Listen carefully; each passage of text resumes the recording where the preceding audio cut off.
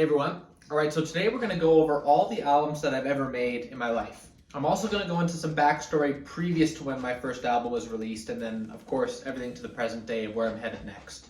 And before we get going, I've got my album Repose of the Soul here. We've got 100 of these that are hand-signed, and I'm shipping them all over the world, so they're on my merch store. Number 2 is that my signature guitar, the Mercy Giver right here, the production model is launching this week, and that one, I'll give more detail on that on another video. But I'm super thankful to even come this far to actually have one of these things, so it's pretty exciting. So I've been playing guitar seriously since June of 2009, and then basically we're going to skip all the way through in from the 2009 area to 2012, and that's when I was fully into death metal, really writing the best things that I could in the death metal space and honing my skills. So I actually wrote some music back then, and some of that music actually made its way onto the albums that you're about to hear. But during that whole high school period, I was writing technical death metal material, and it was a lot of fun, and it kind of led me to the songwriting skills, hopefully, that I've built today. And then it led me in a path that I didn't expect, and that's what I'm about to go in right now. So we're going to skip all the way to about 2014, and that's when I had heard Owl City for the first time. And that was obviously something completely different from metal, but I'm a big fan of melody, and that stuff just hit me really good. And what I researched about Adam Young is that he was able to make that entire Ocean Eyes album and everything he's done from his bedroom, right? So that really gave me the inspiration that I can really do anything just from my bedroom. I don't need to go grandiose here and spend all this money on a studio. I can just do it all right at home. So that's when I wrote my first song called Right There Beside Me, and that riff actually I reused in another song later on that I'll tell you guys about. But so that one right there was a synth pop kind of song, and it had acoustic in it. So it was my first chance like recording guitar and singing and then putting it out there. And I only released that on Facebook, and then I saved that song for this album I had called Skylights that I released in 2015. Now that album is not out there anymore because it's a piece of shit, but I'm very thankful that I had released it. And there's a couple good melodies on there, but I removed it. It's just, I'm not a fan of it. So I think it's still on my YouTube actually, so you can look it up if you want to have a cringe moment there. But so that gave me the inspiration to like really understand that I can actually do more and evolve more. So I had the synth pop stuff. It was really fun. And then in 2016, I wanted to elevate that a little bit more. And so I released my first album that you can see on all the streaming platforms called Distraction. So here we are in 2016 now. So in 2016, when I released Distraction, this one right here is even more on the synth pop Owl City vibe, and it was pretty fun to do. I did it all in a closet actually, and I recorded it with just I think an Audio-Technica microphone, and then everything else was just synthesizer on GarageBand. However, the milestone I would say for this album that I released was that I had used electric guitar for the first time, especially distorted electric guitar. So there's a song called Back to Safety that has a solo on it, and then it has actual recorded guitar. Now the amp that I used on that was a Line 6 Pod Farm plugin, but I didn't DI it directly into the interface. I actually I used an alarm clock speaker, and I put the microphone SM57 against it. So that's how I recorded that guitar tone, and it's terrible. But again, this is a while ago, and I didn't know what the hell I was doing.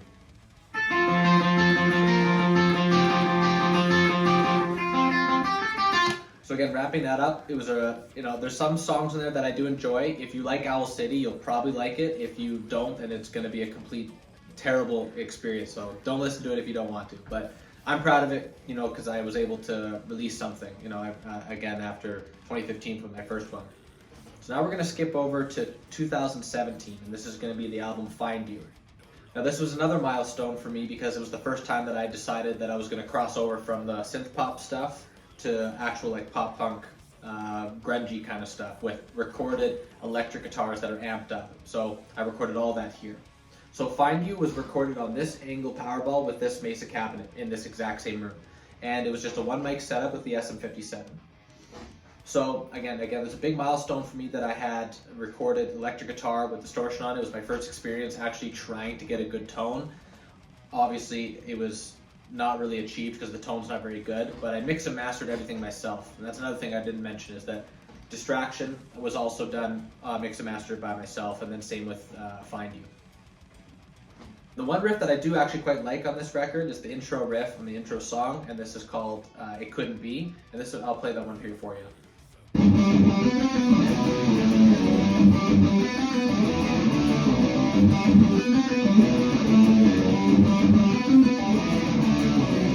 Now the guitar that I used to record that album, I'm trying to remember. It was either the Black Xiphos. I think it was the Black Xiphos. So I recorded everything on this guitar right here. Great guitar for it, again, but if you don't know how to mic something up, even if you have the best amps ever, if you don't know how to mic it up, it's not going to sound good. Unfortunately, that's where the situation was. Now another song I really like on there is called Be Alone Without You. I did that song with a friend of mine, and he did the vocals on verse number 2. That's a pretty cool one. And the whole thing is mixed terribly, but it's a very raw experience, and it's very authentic and genuine, so I hope you guys enjoy it. Let's skip to now 2018, where I've got the album Unspoken Agreements that I released. And this one, I actually like this one of the most out of all the albums that I've released because it's very cohesive, and it was a lot of fun to do. So in 2018, I wrote this one, and I think it only took like a month to write it, and then it only took like a week to record it. This was before I put any kind of scrutiny on writing and recording my stuff, but there's a lot of songs I listen to as just a fan of, the fact that it exists, not the fact that I made it, but just the fact that the song exists. I do listen to the music, and I'm a customer of my music. I do enjoy, right? So the song Start the Summer, 19 and 23, Cheater the Cheated, I Like You Anyway. Like, I really like those songs. I think they're fun, they're great to listen to, and if you like pop punk, then it's pretty interesting. This one was another milestone in terms of its song quality, because I think that I actually started to write like somewhat good songs now. And the one I like the most is Cheater and the Cheated, because that's where I first got the idea that I could put a lot of technical stuff in pop punk. And there's a pretty difficult sweeping run that's in the intro of that song, so definitely check out the Cheater and the Cheated.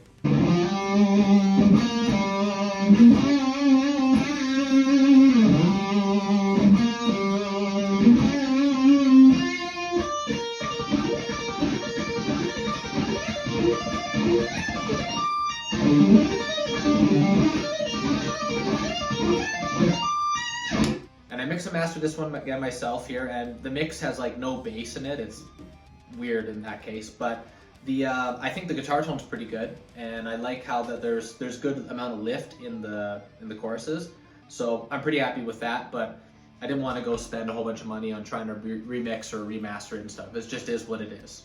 Now we're going to skip over to 2019, which is not when this next album came out, called Fade Away, but this is when I started writing it.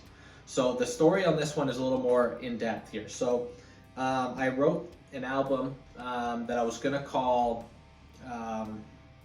Off by Heart. And so I had all these songs, like Chase You Down and Hang Up On Me and a few of these other ones that I really enjoy. And I felt that the songs were too good to just record it here and have kind of a lackluster sound or result and just kind of put it out there and not market it or anything. I wanted a more professional edge to it. So I recorded the album basically in a demo form, and then I had got in touch with the drummer of Devin Townsend and Ryan Van Poterine, and his brother is a engineer as well as a producer. So I had a chance to work with them. So on my album Fade Away, all the drumming that's on that is actually done by the Devin Townsend, or previous Devin Townsend drummer. And I recorded most of that in Vancouver at the Armory Studios, and then I recorded 3 songs down in LA at Sunset Sound. It was an incredible experience. However, it was incredibly expensive, insanely expensive, and my workflow, it just doesn't work like that. Like I like to be in full control of everything, and I like to be able to work here. Working at a studio is very, very stressful, and it's unreal how expensive it is. So it was very cool. I'm never going to do that again though, unless I'm go work with Christoph Brandes, who does my own does my stuff nowadays. I'd go with and work with him, but basically I wouldn't do it with anyone else. I recorded the actual album through all of end of 2019 and then the summer of 2020, and then I released it in 2021. I forget the exact month.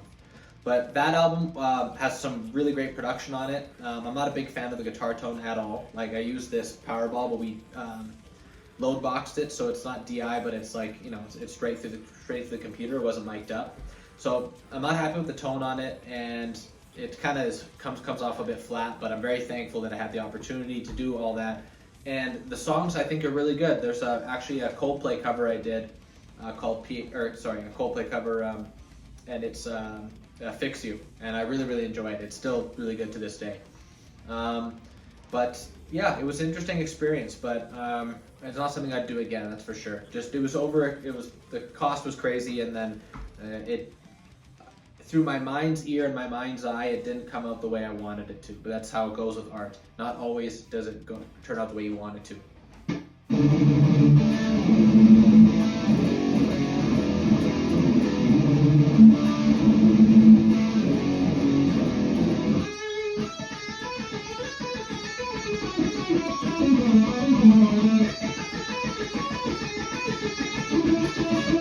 Now, after that experience there, I had started to work on my next album, which was Shrinking Violet. And now Shrinking Violet was actually, there were some songs on there that were supposed to be on the album Fade Away, but then I put them on Shrinking Violet. Now this one, I like this album, but it's not cohesive. And the reason why is because it wasn't all recorded at the exact same time. I have a mixture of me recording some here, some being recorded out in LA, and then the last few songs, which was Spastic, Heartache, Affliction, and I think that one specifically was really made in this mode where I'm getting into more death metal, getting back into my roots, right? So the album has a very all over the place feel, unfortunately, but it's still a really cool album. Bombastic, that song there, that it's got the all the shredding. It's basically Foul Body Autopsy but pop punk, and all these vocals and stuff on here was it was a pretty interesting experience because I had to challenge myself to really fit this melodic style of vocal, like pop punk stuff, into technical death metal core soul, I guess you could say, right? Especially with Spastic, Heartache, Affliction. That song is basically Fermented Off of Discharge, but with clean vocals and melodic and also dark riffing. Very interesting.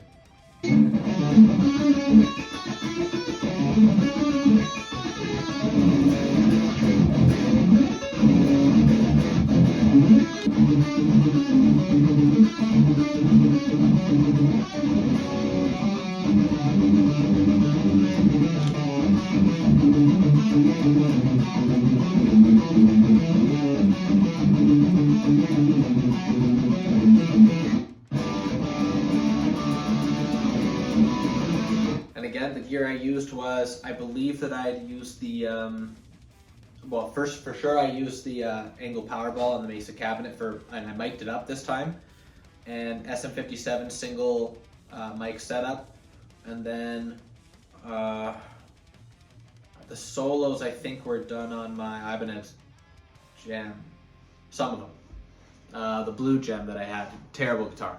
The white gem I had was fantastic. I think I used some of it on there, but it was, I can't quite remember. Another milestone with this album was it was the first time I got to work with my hero, which is Christoph Brandes and Hannes Grossman.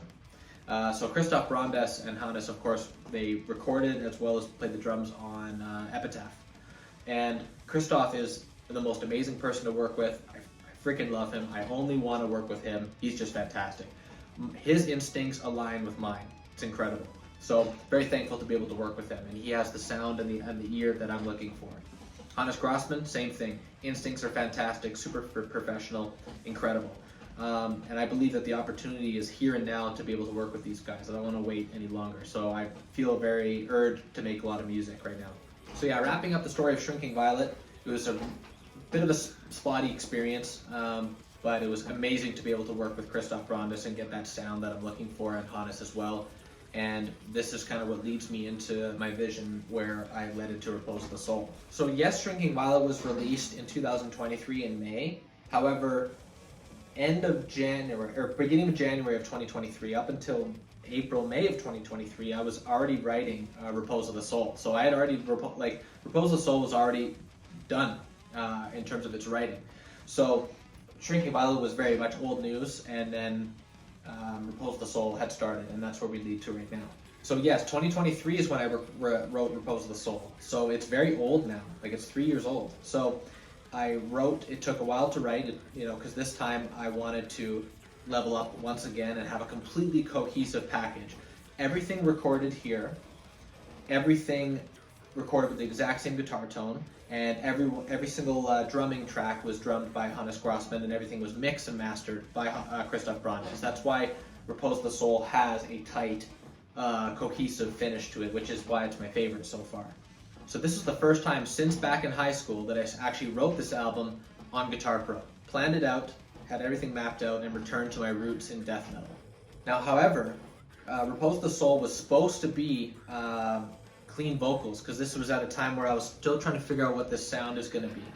Right at the last minute, I decided that if I do clean vocals on here, it's going to age it immediately, and it's just best to go with growls, and then that way it's going to have more of an ageless approach to it. It's not going to be locked in the young sub 25-year-old listener base. And as well, like I showed you guys earlier, this was the first album that I really felt that it was worth investing in an actual physical copy. So it is, even if people use it as toilet paper, it is unreal to be able to see your art in the flesh in a physical format, especially vinyl, because that's, in my opinion, the best sound. So yeah, I wrote all of it on Guitar Pro.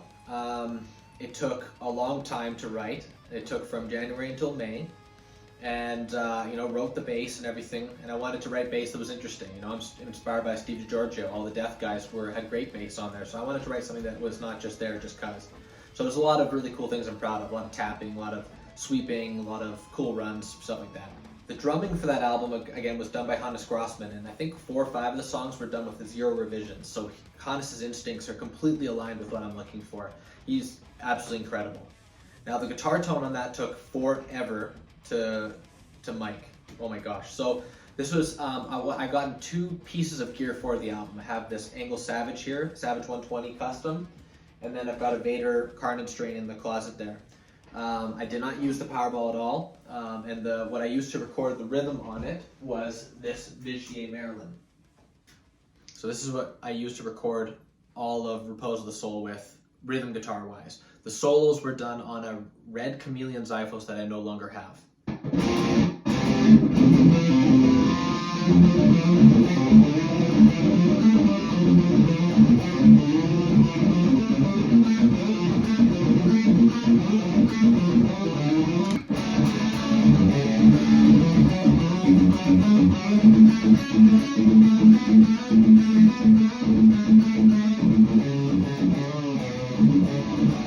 It took 9 hours to mic up this guitar tone, because if you have it, let's say you have your microphone here, if you tilt it like this, the whole tone changes. It's unreal how sensitive it was. So I learned a lot by miking up the amplifier, and that kind of leads me into why I did. The reason why I mic'd it up was I believe that a lot of music nowadays in the metal space is just sounding the same. It sounds extremely huge, extremely pushed, fake kind of guitar tone. It doesn't have like a characteristic to it. It doesn't have a real feel to it. Like, I hear the music, but I don't feel it.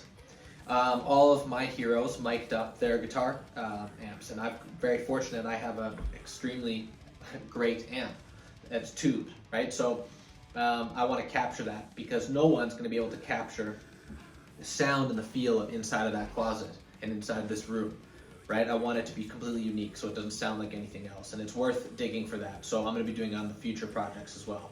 And then as well, this is the first time that I had used my Universal Audio Apollo Solo, and I used a Neve 1084 preamp that goes before hitting the computer. And that was really important, that we got a proper sound out of it, like preamped and mic'd up. But it's extremely simple. I didn't EQ it at all on the preamp. It was just straight level, and I just boosted the signal. That's all it was for. But the Universal Audio stuff's incredible. I've got a Twin X now, which I'm going to be using on the next album. So yeah, Repose of the Soul was, in my opinion, the best thing I've done so far. It's the most cohesive thing I've done so far. Definitely my favorite album. Second favorite is Unspoken Agreements. And now here we are in the present day. So again, Repose of the Soul is, to an artist, it's old news. I wrote it 3 years ago.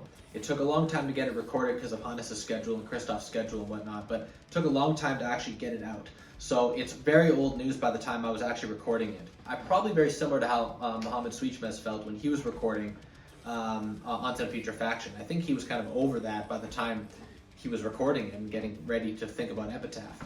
So where I'm at right now is that I don't want to have a situation like Repose the Soul, where by the time I'm recording it, it's old news. So I have a vision for the next album, and in fact, I might as well just say it now, because from all my YouTube subscribers and my patrons, you guys are the first to know, I've actually written all the next album. Everything's planned out. I finished it on Christmas Eve, and I'm extremely proud of it. It is far darker, far more concrete. I think it's better songs all around, and it's not trying to be anything. It's just trying to be the next album of my, and the next evolution of my artistic vision. And I wanted to include the spirit of Chuck. I've got Chuck and Ahmed on the wall here. I wanted to include the spirit of these two gentlemen and how they approached music, and also combining it with my mind's eye and mind's ear. I've got 8 songs done. Hannes Grossman's going to be back on recording on the drums of it, and then I'll announce some other collaboration that may happen as well with it. But for now, myself, Christoph Brondis mix and mastering, and Hannes Grossman drumming on it. Where I'm headed now is I want to create something that has emotional impact, that's not just there to be brutal, that's not just there to be fast. I want to create something that is uniquely me, but you can hear the influence that I have, because I really only care about Chuck and Ahmed in terms of, and Randy Rhodes too, but I really care about these two guys in terms of how I want to govern my music and how I govern the, I guess the mentality behind it and stuff. So I want to stay loyal to what I am focused on. I want to make sure that my fans are happy with the product, and that there's no corners cut. So we're going to be using this Angle Savage here, and we're going to be getting a new Vader cabinet for this recording of this next album. It's good. It's like a totally custom cabinet, very special one. And then I'm going to use the Powerball, I think, for the leads, because the lead sound on this Savage is not as good as the Powerball. The Powerball is more squeezed and rounded. So that'll be a better use of that, I would say. I'm going to tear down the mic setup and restart over again, which is terrifying because it takes forever, but it'll be worth it, right? Getting a guitar tone is its own art. And so that's where I am right now. So I've been making music, like I've been writing songs for 17 years. However, I've really been focusing seriously on making cohesive art in an album form since, I'd say, 2015. Now, my catalog is all over the place. However, you could view it as a director of a film. They don't just make action films. They can make anything. Stanley Kubrick could made any kind of genre, right? So I kind of view it like that. However, rest assured, what I'm focused on is creating an impact with the vision that I have for technical music and metal, right? So you can expect that from me going forward. And one last thing, the next album, of course, is going to be recorded on the production model of the Mercy Giver, which I'll make an entire YouTube video on that, but very excited about that. That's going to be really exciting to use that and to get that kind of vibe and soul and character into the new album. Thank you all very much for tuning in and staying for this half hour of my whole story of all these albums. And I hope that I can hold myself accountable to you guys to make sure that you guys get great art and stuff from me, right? So I want to make sure that I make something that's special for you. The next video is going to be the Mercy Giver, which is going to be a full review on the whole details of the whole guitar.